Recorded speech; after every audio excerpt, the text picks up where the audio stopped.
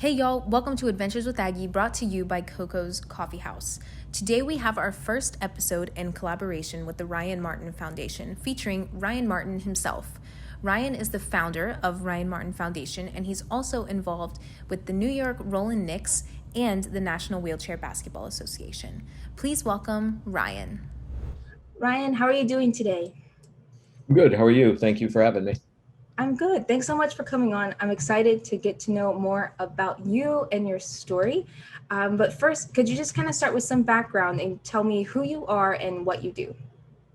So I'm Ryan Martin, and I'm the director of the Ryan Martin Foundation, which is a international nonprofit that's goal is to give adaptive sports opportunities to youth with disabilities. I love it. I feel like I'm asking these questions as if I don't know the answers ahead of time, but this will be great. Cool. So I guess backtracking in your sports story a little bit, when did you realize that sport was going to be an integral part of your life? Um, that's a great question. So like I grew up in kind of a unique family background. I had like 12 brothers and sisters, and my parents adopted kids with different disabilities. So like we always just played sports all the time. And so it was just kind of what you did. And I didn't ever think it was going to lead me to, doing it professionally or anything like that. It was just a way as a youth with a disability to bond with folks who weren't disabled. And so um, I didn't realize it was going to take me on this journey in a lot of ways until it smacked me right in the face honestly. I think that's also, I mean, when I was a kid, you make friends, you start sports. That's kind of how it works. Wherever you are, you just do it because that's what you're supposed to do. And I think some people it works out. Like for you, it's worked out and taken you a really long way. For me, my playing career ended a long, long time ago.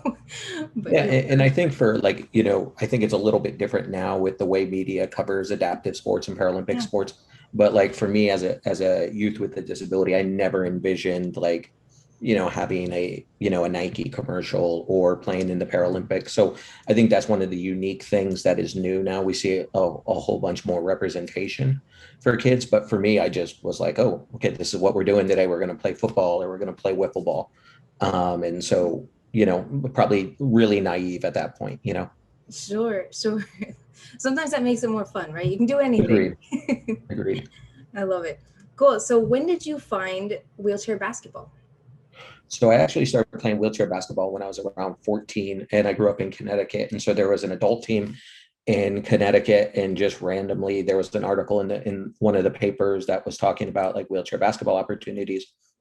And initially the NWBA was, designed to serve veterans, coming back from World War II and things like that. And so this was an adult team, and there was nothing in my area for like kind of a junior team.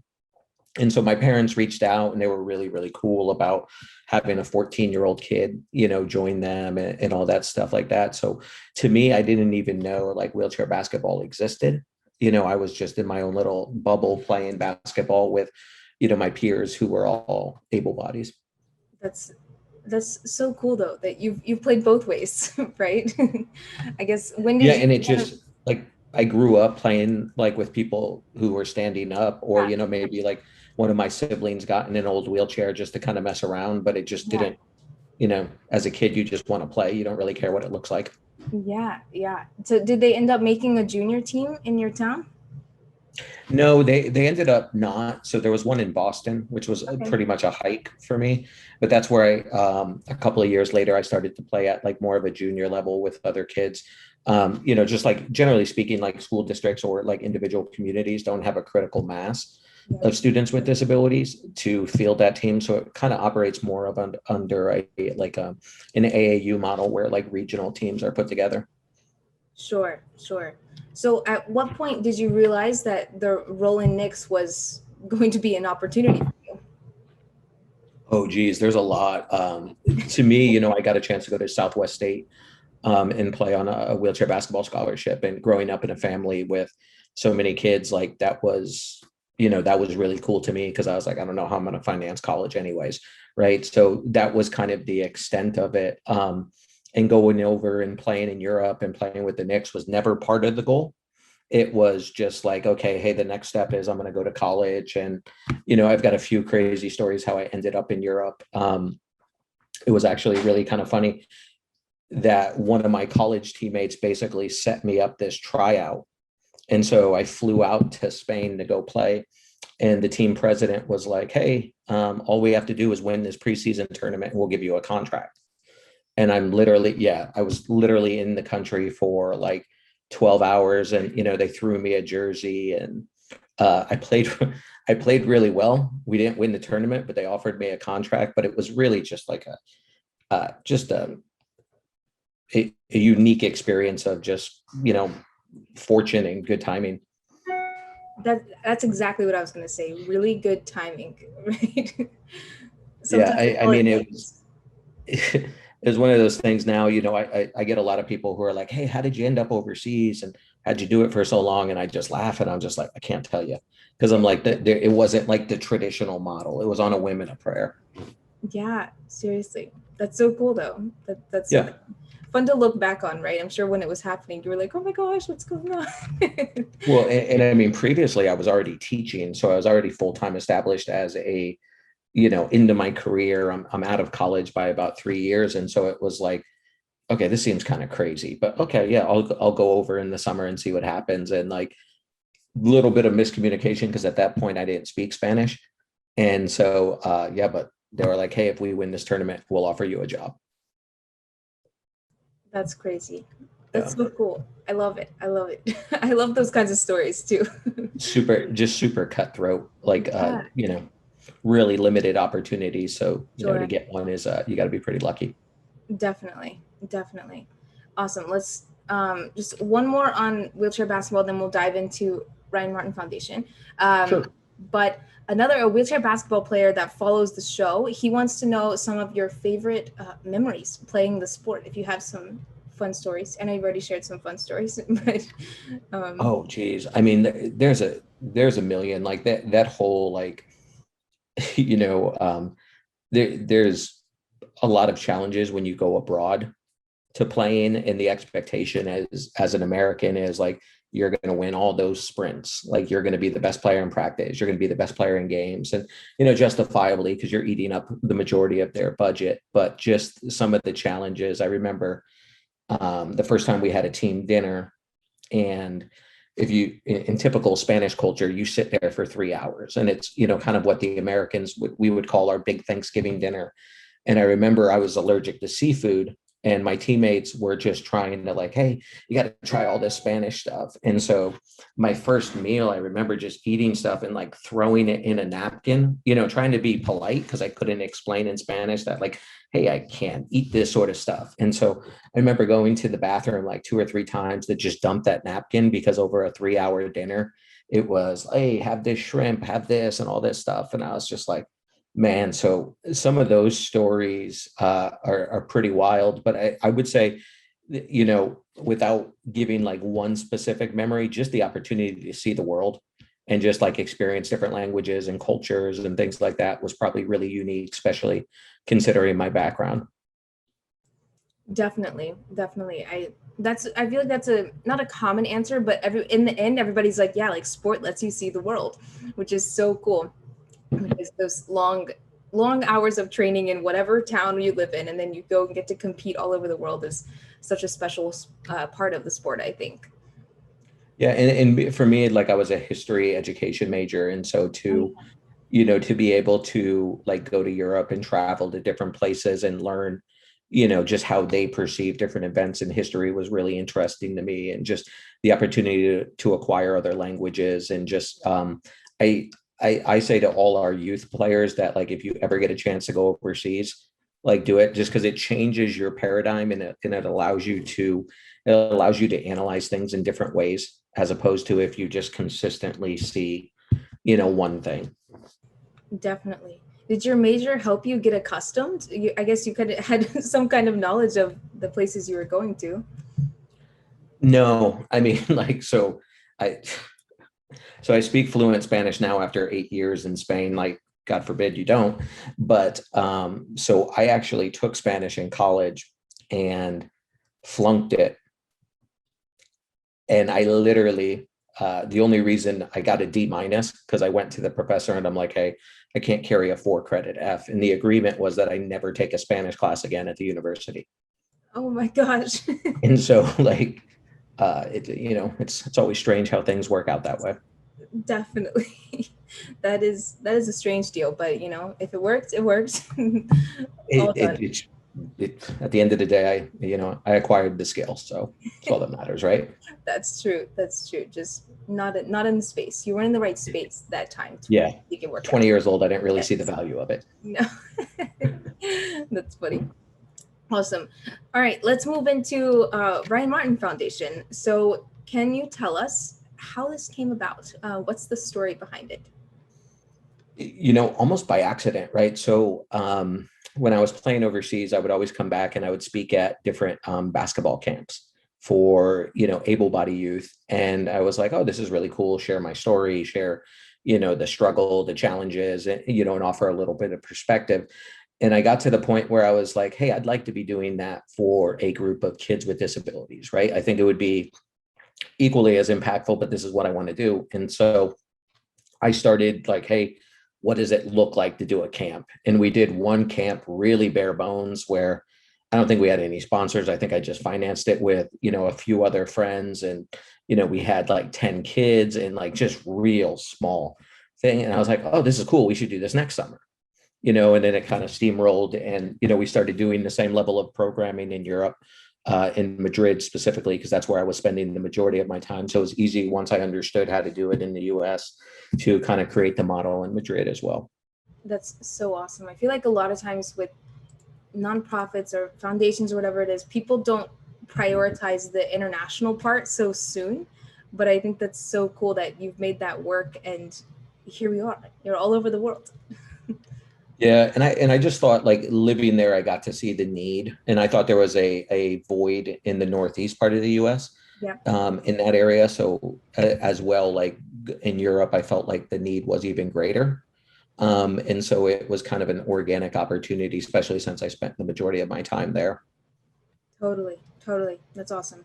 Okay, cool. So can you give us kind of the formal mission of Ryan Martin Foundation? I know you did at the beginning, Mhm. and then tell us a bit about some projects that you have coming. So our goal is we just want, so I think the power of sport is really is fundamental in people's development. I think the idea of the leadership, working together, the self-confidence, the wellness, especially within our disabled community, is really invaluable. And so what I say to people is I don't necessarily want to make the best wheelchair basketball players in the world out of our foundation. What we want to do is we want to create folks that are using sport to navigate whatever challenges they're dealing with. Right. And I know that you're going to have a chance to interview some of our alumni, and they'll kind of tell you, I think wheelchair basketball is a small part of their journey on what they're working on. And that's what we want to do. We want to create a situation where they pick up those skills, the leadership skills, the ability to, work within groups to be more successful long term and carve out whatever their goal is. Right. And some of them want to be, standout basketball players. Others don't want to, but that's kind of our goal, with, as simple as I can put it. Definitely, definitely. No, that's great. And then what's coming up? What are y'all working on? You have any new projects, things coming up in the future? It's always something. So, with COVID, everything kind of got shuffled and like our normal cycle's a little bit off, but we have a golf tournament for our fundraiser. All of our programming is free of charge to the kids. So, that means we got to do, quite a bit of fundraising. And I think anybody you ask in the nonprofit world right now would say that is a less than desirable thing to be doing. Agreed. Definitely, definitely. But that's really great though that your services and activities and programs and things are free of charge to these students, because that means a lot. I think that's awesome to have your foundation be a resource to them like that. Yeah, I think there's so many barriers to sports for individuals with disabilities. And the last thing we wanted to do as an organization was create another barrier. So it does provide its challenges, right? The constant, the pressure to continue to fundraise and, to build out something that is long-term sustainable with, endowments and all that sort of stuff. But like the last thing we wanted to do was have, this, what we feel is a really great program and a life-changing opportunity, but you can only get it if you have the financial means to do so. Exactly. That's hard. Sports are expensive, just in general. Especially youth sports. Holy moly. Yes. I have some board members who have kids that, play hockey or AAU basketball, and like the stories of like, hey, we're in Virginia this week, or oh, they need to do this. And I'm just like, holy smokes, man. It's like you need a second income just for your kids' sports. Yes, it's true. It's true. Things like cleats too, they're not cheap. Like cleats or even hockey, I feel like there's so much stuff with hockey, so much equipment and things. That's a lot. But Yeah, I totally agree. yeah, for sure. Awesome. Well, you were talking about some of your athletes. What is one word that you would use to describe Ryan Martin Foundation athletes and alumni? Oh man, they're talented. I would just say they, in a sporting sense, but just like they are just talented, whether it's academically, whether it's athletically, many of them play multiple, sports, where sled hockey and track, they all do way better in school than I did, which is which is really super cool, right? And so I just would say talented and talented and resilient. For sure. Sled hockey, it blows my mind. I can't even ice skate. I don't know how. I don't know how The that. amount of times I've been asked to do that sport, and I'm just like, yeah, no thanks. I'm like, it's too cold. I'm like, it's not Yeah, my gig. that's true. Definitely. Awesome. Let's see. One more on Ryan Martin Foundation, and then we'll kind of wrap up with a few other questions for you. Sure. But first, how can people get involved and support Ryan Martin Foundation? So you can follow us on social media and get to, kind of see all the individual stories of our athletes, the website. So I'm sure you could share that with them, when you post this, but really appreciate the opportunity to kind of share our story, and definitely invite anybody who wants some more information to, jump online and take a peek. Definitely. Yes, I'll link everything in the show caption. So it'll be great on YouTube as well. And I believe that the links are in our link tree on our Instagram as well. So people can kind of go through our bio as well. Awesome. Let's see. A few more. We'll have all the links up for everybody to find. First, we had somebody submit one question for you here. Who is your role model, either in a wheelchair basketball space or outside of that? This is the kind of like the hardest question I consistently get, because I'm like, oh, well, which way do I take it? So I would have to say my mom, like my mom was the first person who really was like, hey, I don't care if you're disabled, you're still going to go to college, or you're still going to do those things. And I think I've had a lot of people who have been really super influential in the basketball space, and then in like, kind of the business space as well. But I think it all kind of starts with her, because I don't think if she ingrained this level of like independence and like set an expectation, we'd be having this conversation. Definitely, definitely. There's always somebody that's doing the pushing, I think for me, not so much in the sports space, but my dad was always the person that was like, you're going to do this, go do this, or try this, just try this. And I think that's that person, and it sticks, whatever it is they're telling you to do sticks. Yeah, and I think for our youth with disabilities, it's hypercritical to have somebody who will be that voice, right? Because I think, there's a lot of barriers where somebody can decide to like, hey, I can't do this because of X, but having somebody instill in you that level of determination to the point where it's like, hey, that's not an excuse, this is just an opportunity, is invaluable. So I could list numerous people from a basketball perspective, or numerous people from a business perspective that impacted me, or different things of that nature. But like, Yeah. if I didn't have that part ingrained in me, I think all those other messages probably would have got lost. Definitely, definitely, totally agree with you. Awesome. Kind of on I guess a similar note, our last question that I ask every guest that comes on the show is, what is one piece of advice you would give to younger Ryan Martin? Oh, great question. So my sarcastic answer would be like, what are you doing? Hey, my more in depth, my more serious answer would be something to the effect of like, hey, stay the course. There's a lot of times where you can't necessarily see the finish line, and maybe it doesn't go quite the way you want it to go, or, the outcome doesn't. But I think it's about the process of the journey versus the end result. And like one of the things that we try to teach our athletes, and I think it's a skill that really translates over to life, is the fact that like, hey, you might do 9 of 10 functions well in a basketball play. And the last one could be you missed the shot. So you could either be like, oh my gosh, I missed the shot, or like, oh, I did 90% of this correct. Let me figure out how to fix that last part. And so I think staying the course on some different things is always what I wish I could tell a younger Ryan. Is probably what I tell myself almost on a daily basis still. That's great. I think younger Ryan would appreciate both the sarcastic and the serious advice.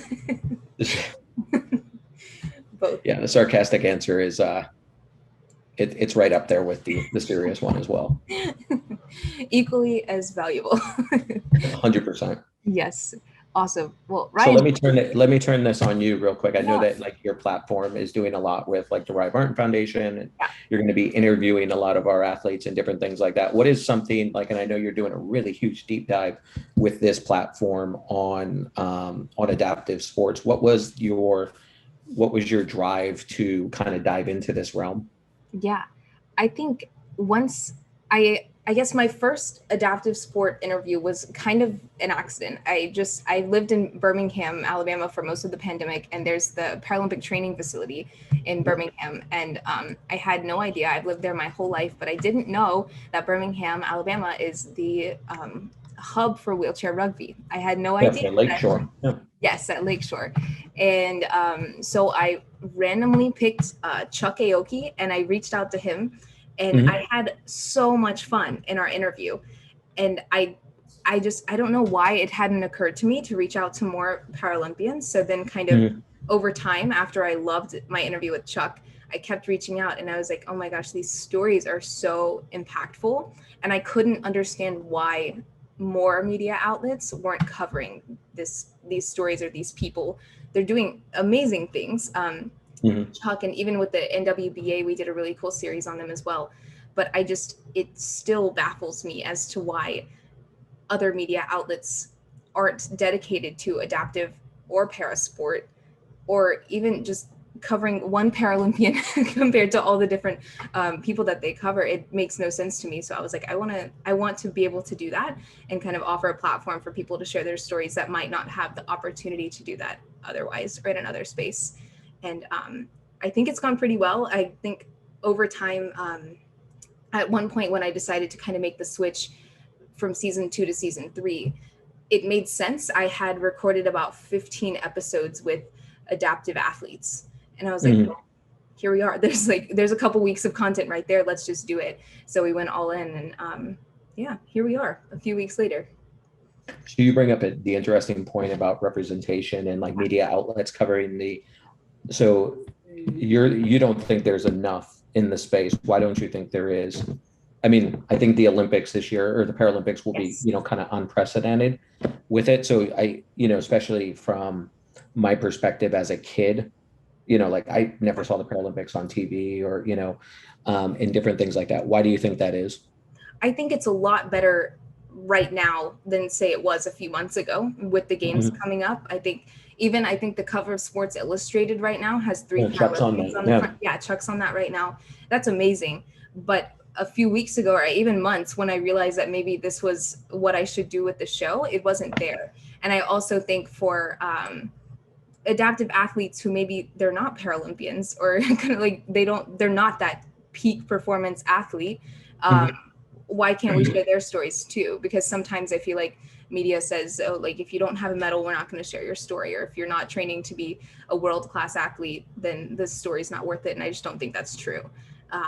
So try to give a platform to athletes of all calibers and all kinds of abilities as well. But I guess I don't understand why a story is a story, and I don't know why it matters how they perform world-class wise. Yeah, I think that's really interesting. And I know we're probably going a little bit over time, but like Fine. the representation piece, like I think it's significantly better than Mhm. it was. And you can see almost every quad every 4 years. Like you're starting to see more. And then I think with social media, it's really made it because there is so much of a desire to fill content that like you Yeah. can incorporate it a little more organically. What I want to see, and I think when we've arrived in that regard is when it's not such a big deal. Where Chuck being on the cover of Sports Illustrated Yeah. or, Jessica Long being on the Toyota commercial at the Super Bowl Yeah. is organically blended in, and it's not a like, oh wow, so and so's in this commercial. So 100% like we've made tremendous strides in that area as a Definitely. country, but I think also there's still room to grow. Definitely. Yeah. No, I agree. I would love for it to be just another, I guess, magazine flip, right? And you see that, and it's just blended in.